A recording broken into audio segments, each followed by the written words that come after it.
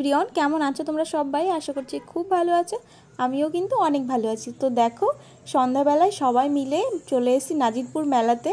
নাজিরপুর 11 বাজে স্নানের মেলাটা হয়, সেইখানেই চলে এসেছি। এই যে দেখো আমরা ঢুকছি, আর সাইড দিয়ে দেখছিলাম যে কত সুন্দর সুন্দর হাতের কাজ মানে জিনিসপত্র বানিয়েছে। আর এই যে ঢোকার সময় দেখছিলাম যে খাবারের স্টলগুলো দুই সাইড দিয়ে লাইন দিয়ে বসেছে। তো দেখতে কিন্তু খুব সুন্দর লাগছিল মেলাটা। তো এখন ঢুকলাম। এই যে দেখো আমরা সবাই এসেছি, মা এসছে, তারপর দিদিরা, বৌদি আর একটা পিসিমণি এসছে। তো সবাই মিলে আমরা এখন ঢুকবো। আর বোঝোই তো, বাচ্চা কাচ্চাদের নিয়ে মেলায় ঢোকা মানে ওরা তো একটু জ্বালাতন করবেই। তারপরে দেখো এই যে অনুষ্ঠান হচ্ছিল, তো ওখানে আমরা দাঁড়িয়ে বেশ কিছুক্ষণ কিন্তু অনুষ্ঠান দেখেছি।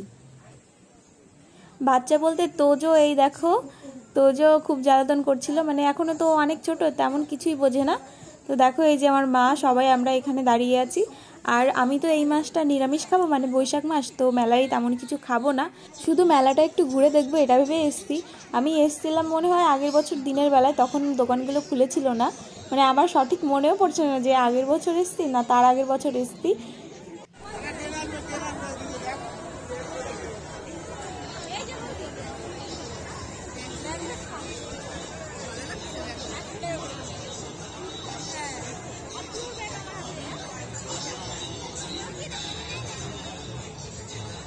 পাখিগুলো কি সুন্দর দেখাচ্ছে।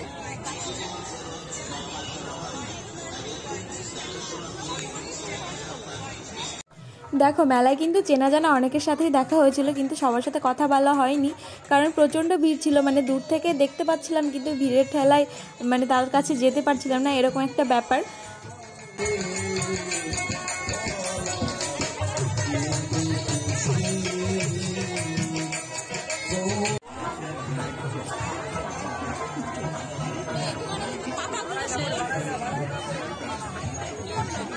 আর মেলায় আজকে কার সাথে দেখা হয়েছিল জানো? হচ্ছে ফেমাস ব্লগার, এই যে অনুশ্রী, দেখো ওর সাথে দেখা হয়েছিল।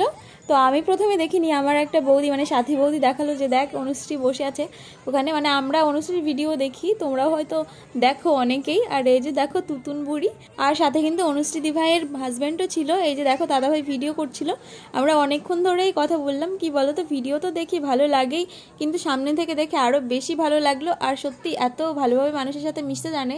তো অনুশ্রী দি ভাইয়ের সঙ্গে এই যে আমার দ্বিতীয়বার দেখা হলো সামনে থেকে। আগে একবার দেখা হয়েছিল কাঞ্চিপুর নামযজ্ঞে গিয়ে। তো আমরা ওখান থেকে চলে আসলাম, ভাবছিলাম যে এই বড় নাগরদোলাটায় উঠবো, কিন্তু উঠলাম না ভয়ে, আর সময় কম ছিল, তো জ্বালাতন করছিল। আমরা এখন বাড়ির দিকে যাব। তো আমাদের টোটো নিতে আসবে, গ্রামের টোটো, ওই জন্য দাঁড়িয়ে আছি। আর টোটো চলেও এসছে। চলো আজকের ব্লগটাও এখানে শেষ করছি, দেখা হবে তোমাদের সঙ্গে নেক্সট ব্লগে। সবাই ভালো থেকো, টাটা।